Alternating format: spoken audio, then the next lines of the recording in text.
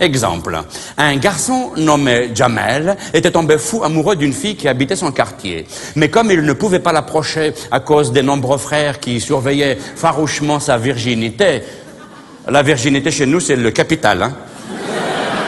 C'est le CAC 40, hein. Alors, il l'aimait de loin. Il y avait environ une centaine de mètres qui séparaient les balcons de leurs appartements respectifs. Pendant les 4 ans qu'a duré leur histoire d'amour unilatéral, c'était la distance qui allait toujours les séparer. Jamel, tous les matins, se levait à la même heure qu'elle, il s'habillait, prenait son petit déjeuner, se coiffait en lui parlant dans le miroir. « Ya l'Aziza quand je t'attrape !»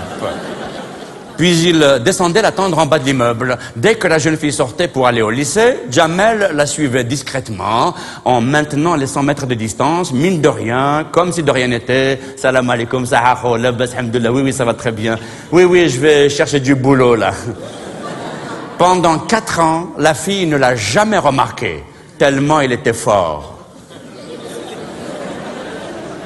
Dès qu'ils arrivaient au lycée, la jeune fille entrait et Jamel allait occuper une portion de mur en attendant l'heure de la sortie et il en profitait pour faire sa petite séance de hétisme matinal. Le hétisme en français, l'équivalent ce serait le murisme. C'est la pratique quotidienne du mur. Vous savez que chez nous en Algérie, les murs c'est des centres culturels. C'est cette fameuse philosophie qui permet, grâce à son dos qu'on appuie sur un mur spatio-temporel, d'accéder à de très hauts niveaux de spiritualité transcendantale.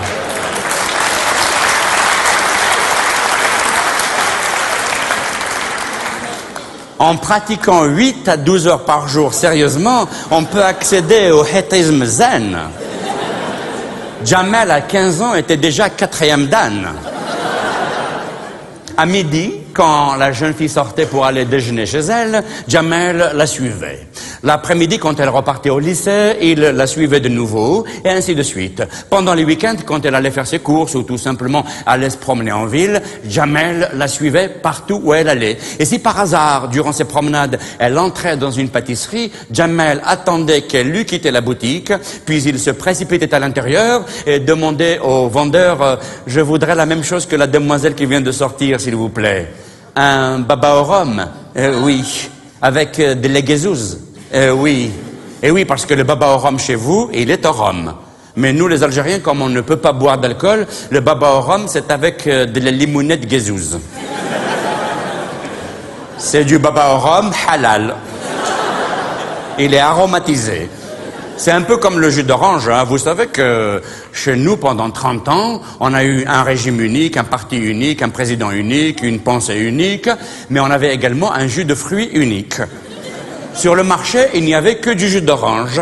Et pendant 30 ans, à force d'en acheter, toujours, les gens, plus tard, quand le pays s'est ouvert aux autres jus, ils ont tellement pris l'habitude, quand ils rentraient dans les magasins, ils disaient vous avez du jus d'orange d'abricot ?»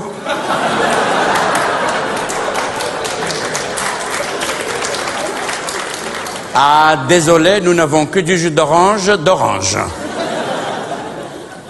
Après avoir obtenu le bac, la jeune fille est entrée à la faculté centrale d'Alger et elle prenait le bus tous les jours pour s'y rendre. Jamel, lui aussi, prenait le bus tous les jours pour s'y rendre. Il se tenait le plus loin possible d'elle et la surveillait tout en évitant de croiser son regard. Il prenait garde à ce qu'elle ne se fît pas coincer par un caleur professionnel. Vous savez, les caleurs, c'est ces types qui, chez nous, passent des heures entières, des journées dans les bus, repèrent les jeunes filles seules et ils se collent à elles. Ils les calent. Comme les bus, ils font beaucoup de secousses. Comme ça, les filles, elles tombent pas. Ils font du service public, hein, c'est des volontaires. Et...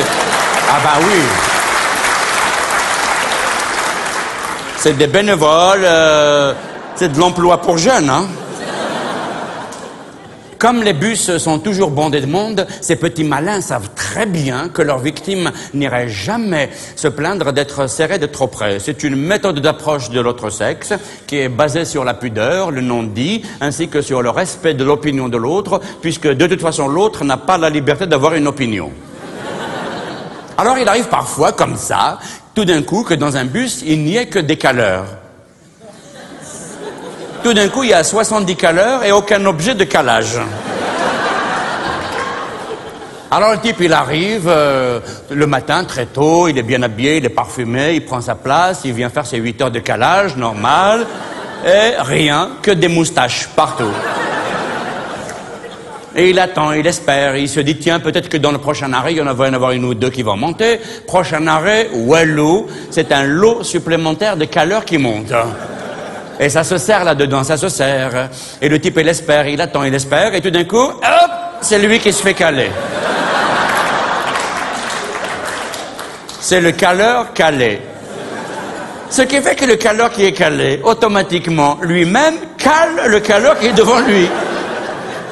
Et l'autre fait la même chose, et ainsi de suite. Le caleur qui cale, le caleur qui cale, le caleur, jusqu'au chauffeur d'autobus qui lui aussi, il est calé. Oh, ya smata ya. Ah ben voilà, j'ai calé, Nadina. Oh.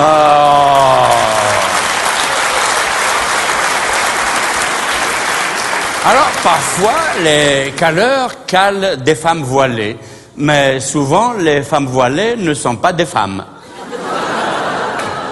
Et si jamais la fille qui est calée n'est pas contente et qu'elle se révolte et qu'elle se plaigne, le caleur ne perd jamais son sang-froid. C'est un transport public, collectif, démocratique et populaire. Eh ben, t'as qu'à changer de place, ma sœur. C'est comme ça, hein, chez nous, on est tous frères et sœurs. C'est l'inceste national. Eh ben, t'as qu'à prendre un taxi. Qu'est-ce que tu crois? J'ai un bel que moi aussi, je souffre. Depuis ce matin, je suis debout, moi. Mais je prends mon mal en patience, je résiste, je tiens le coup. Mais n'aie pas peur, ma sœur, hein, je vais bientôt arriver et tu pourras descendre. Un jour que Jamel, adossé au mur situé juste en face de la faculté centrale, attendait sa dulcinée, il voit la jeune fille sortir, courir en riant vers un garçon et l'embrasser. Jamal, fou de rage et de désespoir, a traversé la rue sous les coups de klaxon furieux et les crissements de pneus, se précipite sur elle, la saisit par le bras, la retourne, la regarde droit dans les yeux et lui dit « À partir de maintenant, toi et moi, c'est terminé. »